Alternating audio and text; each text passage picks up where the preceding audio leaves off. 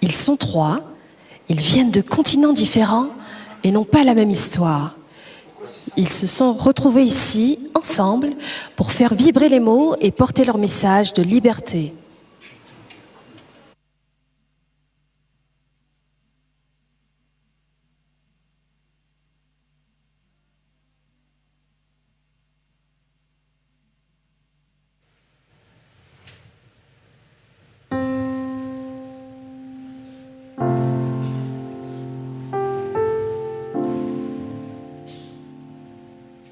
Mesdames et messieurs, méfiez-vous des vagabonds, artistes, réfugiés et autres adeptes des révolutions.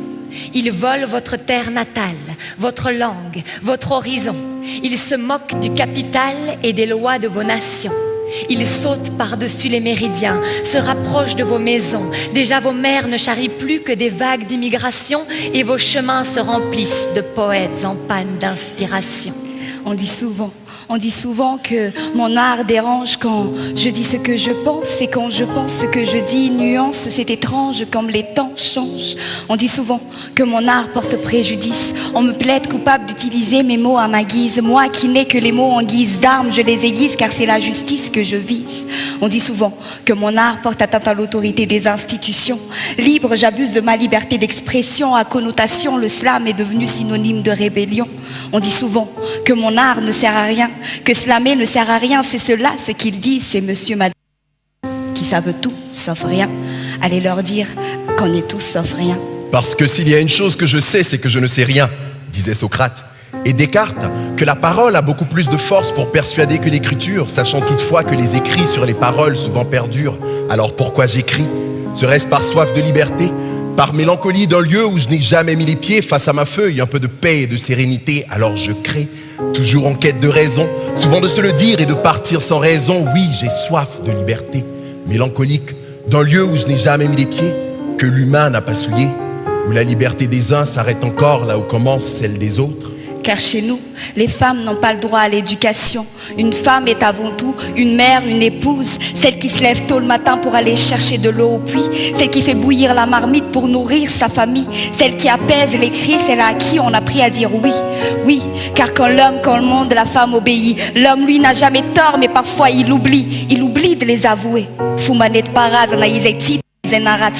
Comme on dit chez nous, des us et des coutumes qui se sont perpétuées de génération en génération, de nos grands-parents à nos parents et de nos parents à nous, enfants. Mais il est temps que les femmes aussi aient droit à l'éducation, qu'on sache lire et écrire, parler et s'exprimer, découvrir et voyager. Il est temps que l'on cesse d'avoir peur. Il est temps que l'on ouvre nos cœurs. Il est temps. C'est maintenant. Il est l'heure. Allez, viens. Approche-toi de l'équateur, viens visiter mes tropiques aux 1000 couleurs, aux rivières de diamants et de douleurs. Bidonville, c'est ailleurs, c'est ici. Bidonville, les étudiants au fond des mines et au cimetière les mineurs, puisque la valeur de la pierre augmente à chaque fois qu'une vie se meurt. Enfants alignés sur les trottoirs, enfants caïds, enfants voleurs, entassés dans les dortoirs. Pendant ce temps, chez les pêcheurs, on ne tire que des filets vides. On craint toujours le paludisme et on regarde sa petite sœur accoucher d'une 5e fille. Alors, restent les siens à nourrir.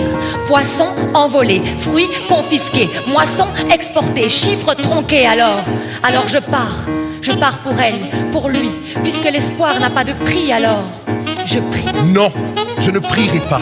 Paris, Bruxelles, Abidjan, Bamako, Liban, Tchad, Tunisie, Cameroun, Niger, Canada, Égypte. Je pense à toi de tout cœur, je pleure, je te pleure, je nous pleure. Mais non, je ne prierai pas. Je ne le ferai pas au sens propre du terme. Je ne m'adresserai pas à quelconque divinité. Je ne la supplierai pas de veiller sur toi, sur nous, sur eux. Non, je refuse de m'y adonner.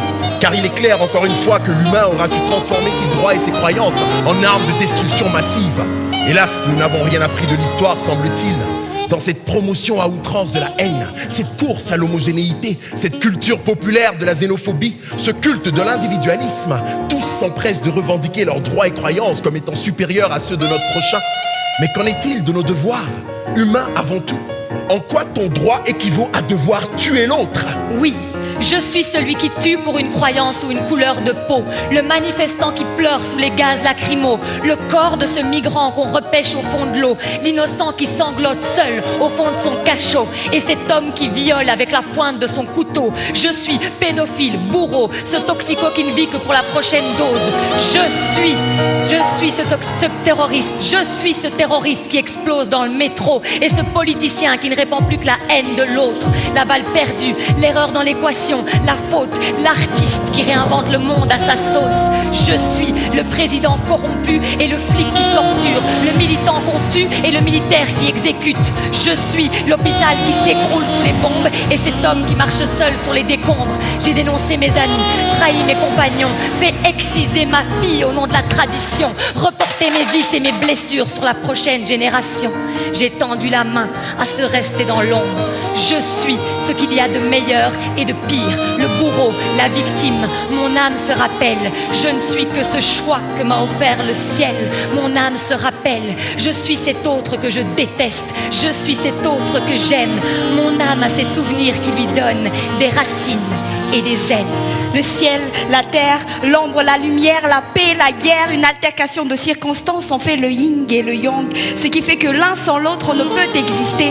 Que d'un accord en désaccord, une alliance se crée, ralliée en un traité signé en deux mots. Fraternité, unité. Nos humanités superposées, une fraternité fragilisée, deux doigts de la même main, une diversité liée par un même destin. La différence est le point de division, mais cette différence est aussi notre communion. L'enfant naît dans ce monde sans aucune crainte, rappelez-vous-en, aucun jugement et aucune peur. Ce n'est que la curiosité de la découverte dans les yeux, ce n'est que des boules d'amour dans le cœur, une haine étrange, une noirceur absurde. Mais de ma noirceur je te couvre et de mon sourire je t'effraie. Prends-moi, encore une fois, prends mon souffle, prends ma vie, prends-moi dans tes bras, peut-être juste une fois, peut-être juste une seule fois, mais prends-moi. Partons, au loin, loin d'ici, loin de nos douleurs, loin de nos couleurs, près de nos ferveurs et encore plus de nos cœurs. La couleur n'existe pas, que tu sois noir ou bien blanc, que tu aies la peau mate ou bien marron. Là où la différence n'existe pas, que tu sois riche ou bien pauvre, que tu sois esclave ou bien noble. Là où les barrières n'existent pas, là où on parle une seule et même langue, là où l'amour est un pont entre nous et les deux mondes. Allez, viens, je t'emmène chez moi. Là où la haine n'existe pas, là où on forme tous une seule et même nation.